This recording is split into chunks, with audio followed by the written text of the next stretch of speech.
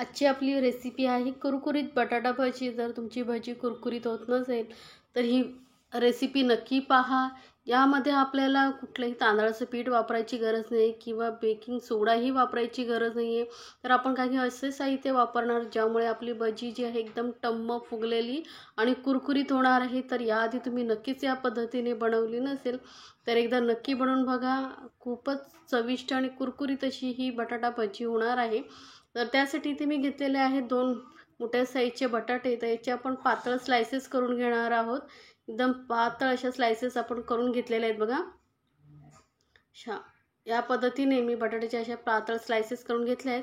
तर ह्या स्लाइस आपल्याला पाण्यामध्ये घालायचे आहेत, म्हणजे यामध्ये काही स्टार्च वगैरे असेल ते निघून जाईल. तर 1-2 वेळा मस्तपैकी धुवून आपण हे पाण्यामध्ये तसेच थोडा वेळ भिजत ठेवणार आहोत, म्हणजे यामधलं स्टार्च व्यवस्थित निघून जाईल. तर आता ही मी व्यवस्थित धुवून घेते आणि थोडा वेळ पाण्यामध्येच म्हणजे 5-10 मिनटं आपण याला पाण्यामध्ये असंच ठेवून देणार आहोत. तर तोपर्यंत आपण बेसन बनवून घेऊया. तर त्यासाठी मी एका बाउलमध्ये 1 मोठा कप बेसन घेतलेला आहे. त्यानंतर 2 चमचे इथे आपण कॉर्नफ्लोअर वापरतो आहे. यामुळे भजी आपली एकदम कुरकुरीत होणार आहे. तांदळाचं पीठ वापरायची गरज नाही आहे. त्यानंतर अर्धा चमचा ओवा घेतलेला आहे. ओव्यामुळे गॅसेसचा वगैरे प्रॉब्लेम होत नाही, कारण आपण बेसनचा वापर करतो आहे, त्यामुळे गॅसेसचा प्रॉब्लेम होऊ शकतो. त्यानंतर अगदी थोडंसं घालायचं हिंग, पाव चमचा एवढं छोटंसं, 2 पिंच एवढं हिंग घालायचं आणि त्यानंतर चवीनुसार मीठ आणि आता छोटंसं पाव चमचा एवढी आपण हळद घालायची आहे. त्यानंतर इथे मी 1 चमचा चिली फ्लेक्स घालते, त्यामुळे दिसायलाही सुंदर दिसणार आहे भजी आणि चवीलाही खूप छान लागणार आहे. थोडीशी कापलेली कोथिंबीर, आता चिली फ्लेक्स नसेल तर लाल मिरची पावडर घातली तरी चालेल.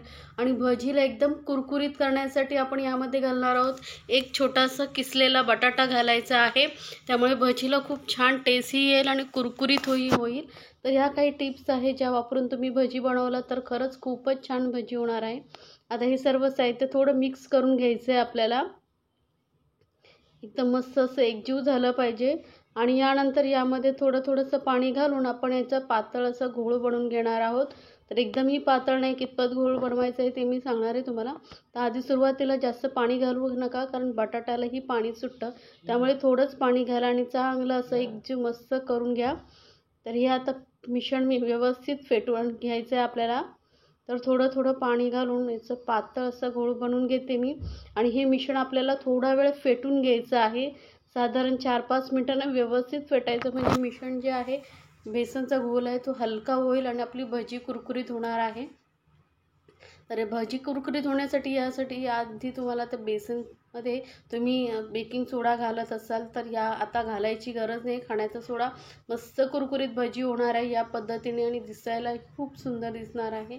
मस्त असं मी फेटून घेते बघा. मिश्रण 4-5 मिनटं आपण व्यवस्थित फेटून घ्यायचं आहे. मी दाखवलेल्या रेसिपी जर तुम्हाला आवडत असतील तर चॅनलला लाईक्स, कमेंट्स आणि सबस्क्राईब करायला विसरू नका.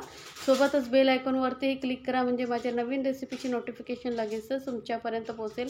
हे मिश्रण मस्त असं इतपत पातळ करून घेतल्यानंतर 1-1 पीस स्लाईस बटाट्याची घालून व्यवस्थित डीप करून घ्यायची आणि गरम तेलामध्ये सोडायची. आपल्याला तेल चांगलं गरम झालेलं पाहिजे, म्हणजे भजी लगेचच जास्त तेलही शोषत नाही आणि तेलकटही होत नाही. त्यामुळे तेल व्यवस्थित गरम करून घ्या. तर एका टायमाला जास्त भजी घालू नका, नाहीतर ते एकमेकांना चिकटतात आणि त्यांना फुलायलाही जागा मिळत नाही. व्यवस्थित फुगण्यासाठी त्यांना थोडी जागा पाहिजे. तर बघा मस्त अशी टम्म अशी भजी आपली फुगलेली आहे लगेचच, त्यामुळे बघूनच समजत असेल. तर मस्त अशी एकदम आतून फ्राय होण्यासाठी व्यवस्थित बटाटा कच्चा राहिला नाही पाहिजे, म्हणून गॅस एकदम मिडियमवरती ठेवायचा आहे आपल्याला आणि मिडियम फ्लेमवरती भजी आपण मस्त कुरकुरीत होईपर्यंत फ्राय करून घेणार आहोत. जास्त लालही कलर होणार नाही, करायचा नाही आहे. थोडासा आपल्याला बघूनच कळेल की आपली भजी कुरकुरीत झाली आहे. तर बघा इतकं थोडासा असा लालसर कलरवरती चढला की आपण ही भजी काढून घेणार आहोत. तर ही मस्त अशी गरमागरम भजी खाण्यासाठी तयार आहे. दिसायला बघा किती सुंदर दिसते आणि तर तेवढीच चविष्ट अशी ही बटाटा भजी झालेली आहे. तर बनवा आणि मला कमेंट्समध्ये सांगायला विसरू नका तुम्हाला ही रेसिपी कशी वाटली.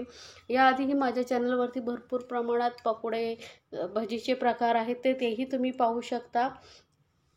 तर अशीच मस्त अशी ही गरमागरम भजी जरूर बनवा आणि कमेंट्समध्ये मला नक्की सांगा आणि मस्त अशी एन्जॉय करा आपल्या फॅमिलीसोबत गरमागरम बटाट्याची भजी।